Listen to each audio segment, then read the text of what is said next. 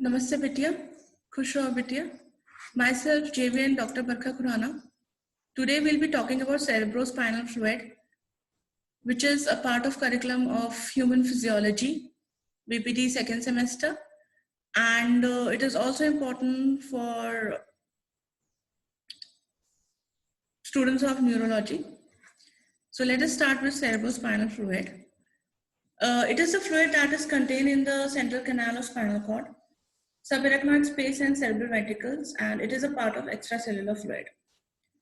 The normal amount is 150 ml and sometimes it varies between 100 to 200 ml. The rate of production is 500 ml per day, but a large amount of it is absorbed through arachnoid granulations in the suprasagittal sinus. Now we'll discuss about the site of formation of the CSF or cerebrospinal fluid. It is formed by the choroid plexus situated within the ventricles. A large amount is formed in lateral ventricles. Now what these choroid plexus are? These are the tuft of capillary projections present inside the ventricles and are covered by pia mater and ependymal covering.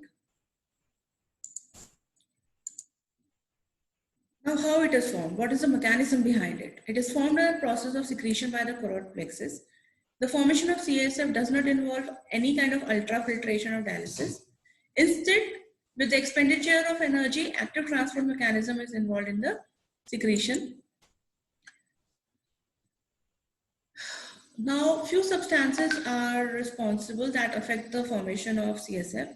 First is pilocarpine, ether, second, and extracts of pituitary. These stimulate the production of CSF by stimulating the choroid plexus.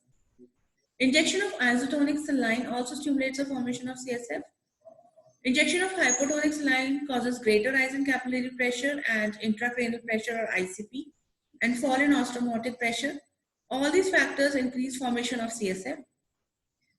On the other hand, hypotonic saline reduces the formation of CSF and CSF pressure. The increased ICP or intracranial pressure is reduced by injection of 30 to 35% of sodium chloride or 50% sucrose. Now we'll discuss about the properties of CSF. It is clear, colorless and a transparent fluid. Volume is 150 ml. Rate of formation is 0.3 ml per minute. Specific gravity 1005 and it is alkaline in nature. Now we'll come to the composition. First is water 99.13%, solids 0.87%. Now these solids have both organic and inorganic contents. The organic contents are your proteins, amino acids, sugar, cholesterol, urea, uric acid, creatinine and lactic acid. On the other hand, the inorganic constituents are sodium, calcium, potassium, magnesium, chlorides, phosphates, bicarbonates and sulfates. Then after solids, lymphocytes are also present and the volume is 5 lymphocytes per mmQ. The CSF secreted by the ventricles does not contain any cell. The lymphocytes are added in when it is flowing in the spinal cord.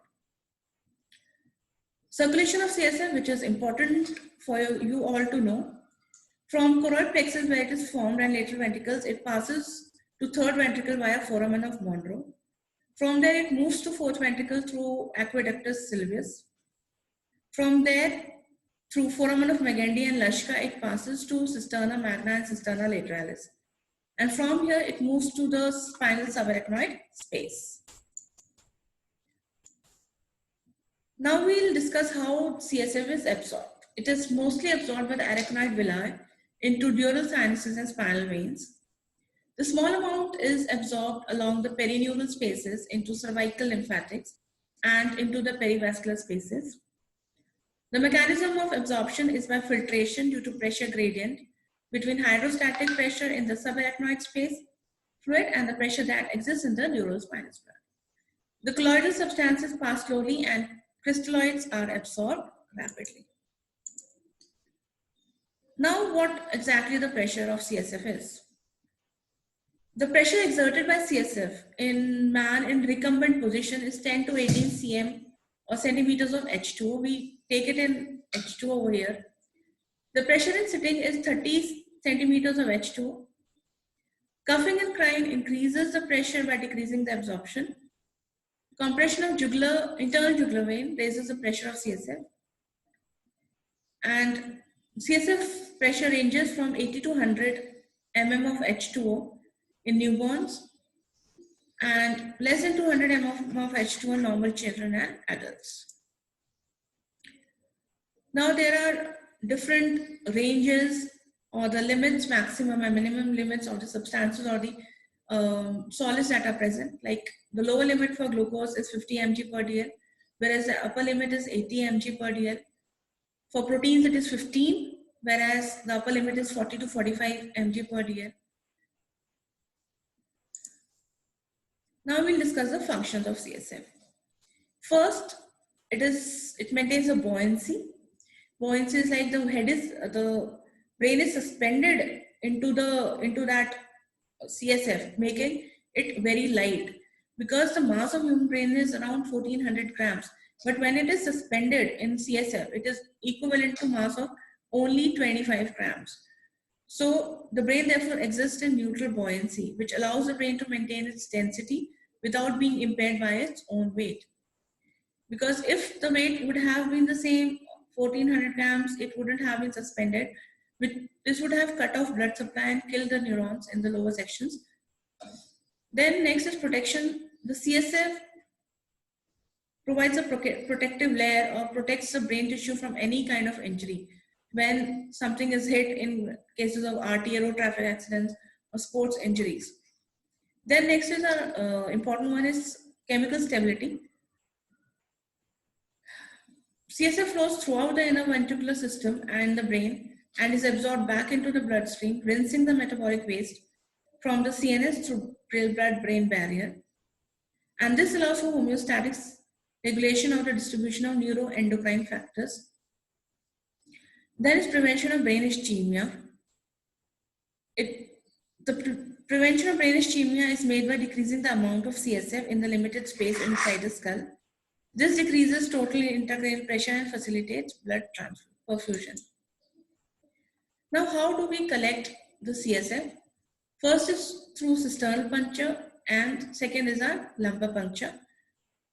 Lumbar puncture we'll discuss in other session. If we come to the applied part, an abnormal accumulation of CSF in the skull results in abnormal enlargement of head, and this condition is known as hydrocephalus.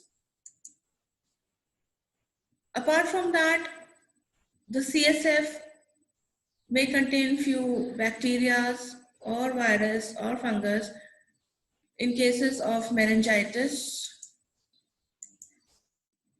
So this is all in your CSF. In next session, we'll study or we'll discuss about lumbar puncture. I hope you understood this lecture well. And if you have any doubts, you can comment in the box. So we end up with this session. And this session is digitally powered by Digital 2.0, Jyoti Vidyapeeth Women University. Thank you.